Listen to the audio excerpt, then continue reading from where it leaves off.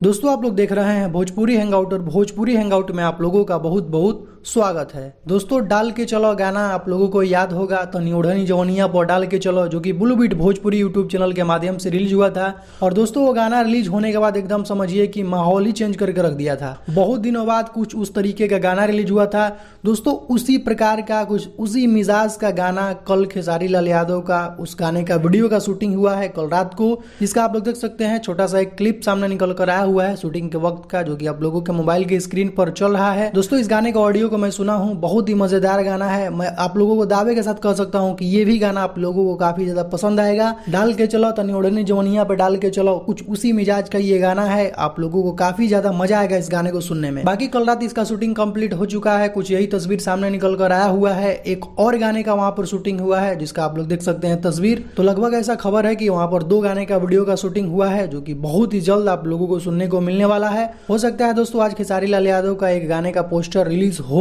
शाम तक। तो जो भी होगा अपडेट दोस्तों आप लोगों को पता चल जाएगा, अभी श्योर नहीं है। तो देखते हैं आगे क्या होता है। तो कुछ यही अपडेट दोस्तों अभी का। तो इस वीडियो में सिर्फ इतना ही, मिलते हैं नेक्स्ट वीडियो में। Thank you so much.